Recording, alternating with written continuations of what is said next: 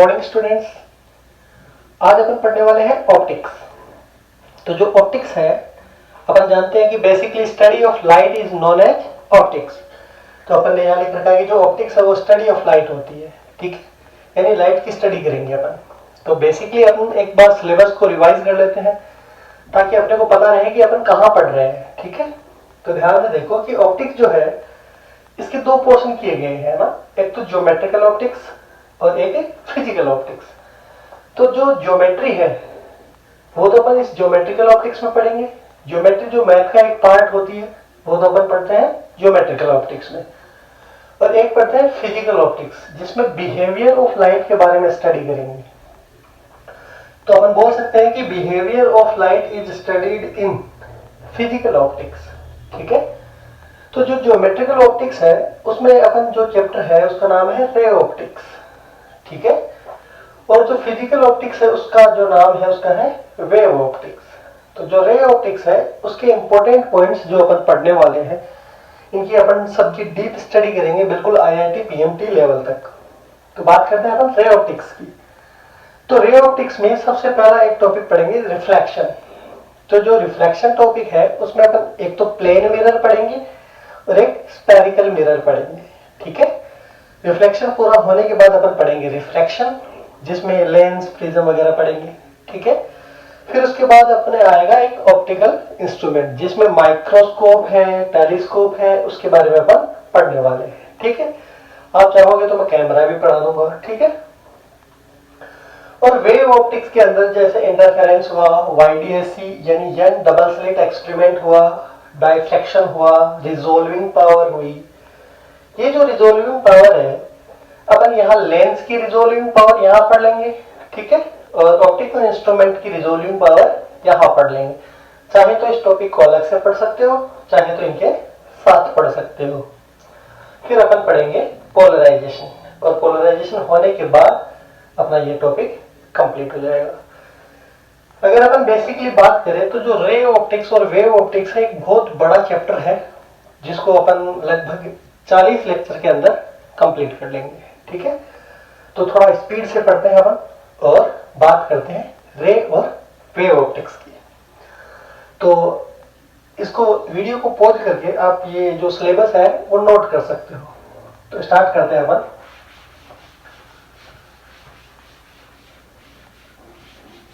Ray optics से तो basically पहले अपन इन दोनों में डिफरेंस समझ लेते हैं कि रे और वेव में क्या डिफरेंस जो होता है। तो सबसे पहले मैं बता देता हूं आपको रे क्या होती है। तो अगर अपन बात करें कि path of light is known as ray, तो सपोज करो कि मैं ऐसे बोलूं कि यहां से कोई रे आ रही है, इसका मतलब जो फोटॉन्स है वो इस पाथ से चल रहे हैं। तो अपन बेसिकली ये बोल सकते हैं कि ये जो फोटॉन्स है, तो फोटॉन्स मूव कर रहे हैं। लाइट में मूव कौन करता है? फोटॉन मूव करते हैं। तो अपन बोल सकते हैं कि ये फोटॉन ऐसे चल रहे हैं, ये ऑलवेज स्ट्रेट लाइन में ही मूव करते हैं। तो अपन ऐसे बोल सकते हैं कि पाथ ऑफ फोटॉन्स, और we can say path of light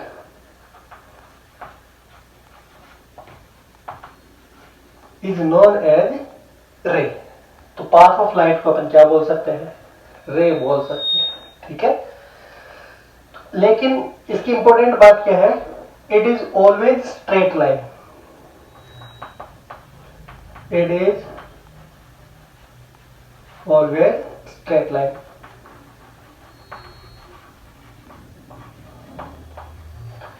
यानी ये हमेशा स्ट्रेट लाइन पाथ में होता है। तो अपन ने रे की दो इंपॉर्टेंट बातें पढ़ी। पहली बात क्या है कि पाथ ऑफ लाइट या path of photon is known as ray. दूसरी बात क्या पढ़ी अपन ने कि it is always straight line, यानी हमेशा ये सीधी रेखा में ही चलता है, ठीक है। तो दो चीजें अपने को समझ में आई कि जो पाथ होता है फोटॉन्स का उसी को अपन क्या बोलते हैं? रे बोलते हैं, ठीक है। दूसरी बात अपने को समझ में आई कि ये हमेशा स्ट्रेट लाइन में चलती है, ठीक है। और वेव और रे की डिफरेंस में अगर अपन बात करें तो मैं आपको एक एग्जांपल देके समझाता हूं। सोचो कि मैं ऐसे बोलूं कि खूब सारा सामान पड़ा है, जैसे मान लो ब्रिक्स पड़ी है, ब्रिक्स का मतलब ईंटें पड़ी है खूब सारी, ठीक है। और किसी ने बोला कि जैसे यहां खूब सारी ईंटें पड़ी, ठीक है। अपने पास मान लो 10 आदमी है। ये आदमी क्या करे कि यहां से ये 10 के 10 आदमी गए और एक एक ईंट उठाई यहां से और मान लो यहां ले आए, ठीक है।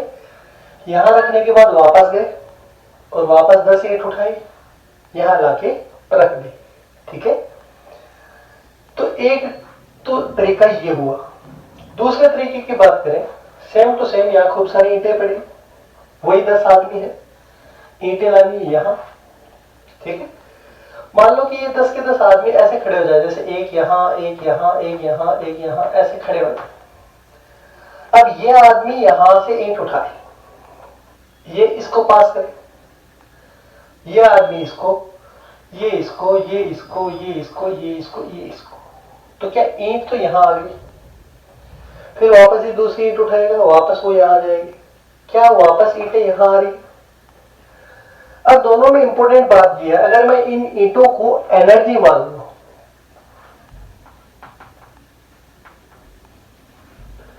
मान लो ये है एनर्जी, तो क्या एनर्जी यहां से यहां ट्रांसफर हो रही है? बिल्कुल हो रही है। लेकिन क्या इसमें जो ये 10 आदमी थे क्या ये मूव कर रहे हैं? यानी अगर मैं इनको मीडियम के पार्टिकल मानूं तो क्या इसमें मीडियम के पार्टिकल मूव हो रहे हैं?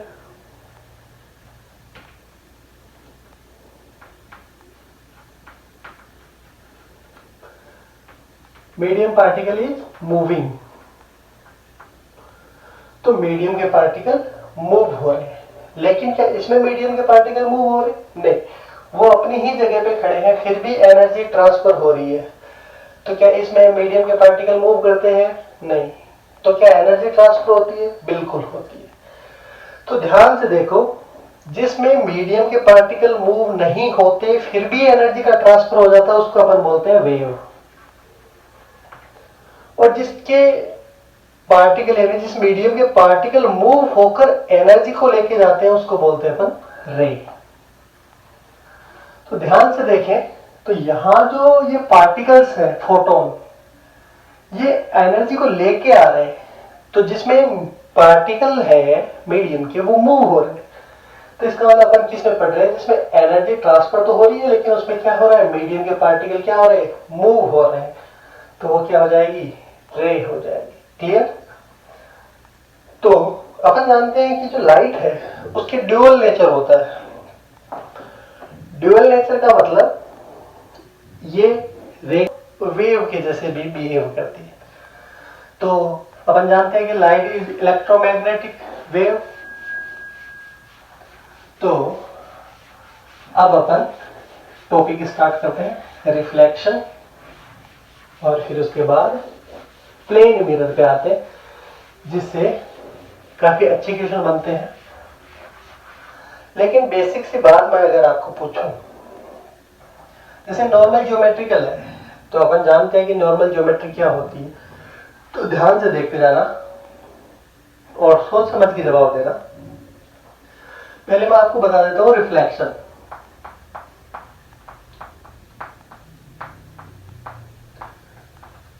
तो रिफ्लेक्शन क्या होता है ये देखते हैं। मान लो कि ये ऐसी कोई सरफेस है, ठीक है। तो इस पे ये कोई रे आई, आने वाली रे को अपन बोलते हैं इंसिडेंट रे। तो ये हो गई इंसिडेंट रे, ठीक है। मान लो कि ये मीडियम फर्स्ट था और ये मीडियम सेकंड था। तो जो सरफेस है उससे 90 डिग्री एंगल पे कोई परपेंडिकुलर डाले तो उसको अपन बोलते हैं नॉर्मल। जो क्या होता है कि सरफेस के साथ कितने डिग्री का एंगल बनाता है? 90 डिग्री का एंगल बनाता है। जैसे ये रे आई, टकराने के बाद ये वापस उसी मीडियम में चली जाती है, तो इसको अपन बोलते हैं रिफ्लेक्टेड रे।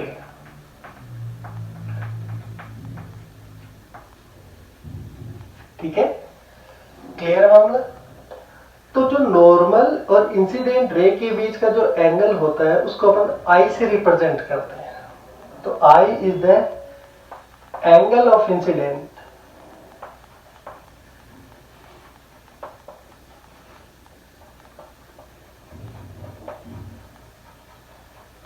ठीक है, एंगल ऑफ इंसिडेंस। और जो नॉर्मल और रिफ्लेक्टेड रे होती है उसके बीच के एंगल को अपन बोलते हैं आर। तो वो होता है r is the angle of reflection.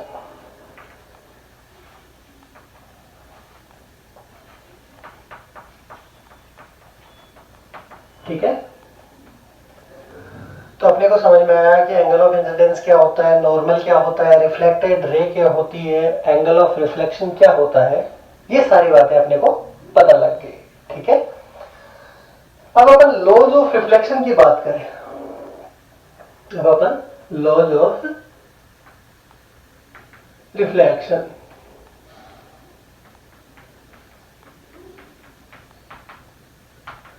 तो लॉज ऑफ रिफ्लेक्शन क्या है।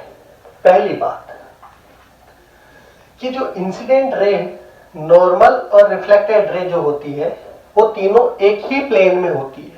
मींस वी कैन से कि incident ray, normal and reflected ray all are in same plane, in same plane। ठीक है, यानी ये एक ही प्लेन में होता है, चाहे वो XY प्लेन हो, YZ प्लेन हो या ZX प्लेन हो, कोई सा भी प्लेन हो सकता है। दूसरी बात कि जो एंगल ऑफ इंसिडेंस होता है वो हमेशा एंगल ऑफ रिफ्लेक्शन के इक्वल होता है, यानी ये जितना एंगल होता है वही एंगल ये होता है। अगर मान लो ये 30 डिग्री तो ये भी 30 डिग्री होगा। क्लियर है, दो लॉज हो गए अपने, incident ray, normal, reflected ray, ये तीनों किसमें होते हैं, सेम प्लेन में। दूसरी बात, जो एंगल आई होता है वो एंगल आर के इक्वल होता है। तीसरी बात करें तो अपन जानते हैं कि कोई भी रे आती है तो उसकी फ्रीक्वेंसी जो है वो कभी चेंज नहीं होती।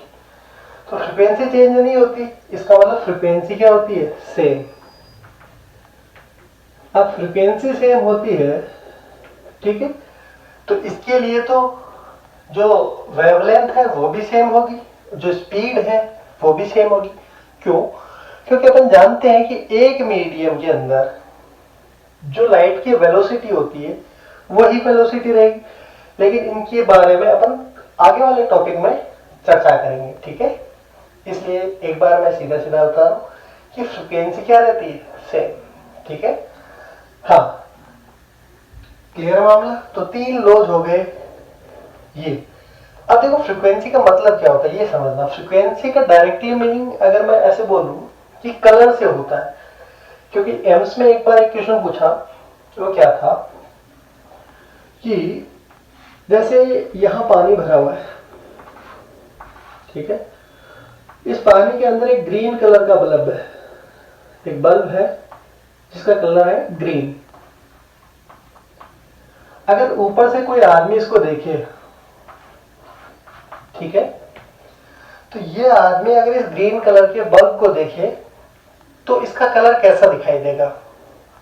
ऑप्शन था, ए ऑप्शन था येलो, बी था ब्लू, सी था ग्रीन और डी था वायलेट। बताओ कौन सा आंसर होना चाहिए। बिल्कुल ग्रीन कलर ही होना चाहिए। क्यों? क्योंकि अपन ने क्या बोला है कि जो फ्रीक्वेंसी होता है वो चाहे रिफ्लेक्शन हो चाहे रिफ्रैक्शन, दोनों ही केस में फ्रीक्वेंसी कभी चेंज नहीं होती। जब फ्रीक्वेंसी चेंज नहीं होती इसका मतलब क्या हो गया कि ये ग्रीन कलर का था तो ग्रीन कलर का ही दिखेगा।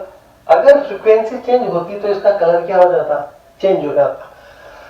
तो आगे अपन बात करेंगे कि जब रिफ्रैक्शन होगा तो वेवलेंथ तो चेंज हो जाएगी। ठीक है, क्लियर है, लेकिन फ्रीक्वेंसी वो क्यों वो रहेगी। क्लियर है मामला। तो बाकी अपन नेक्स्ट वीडियो में डिस्कस करते हैं। क्लियर। बाय।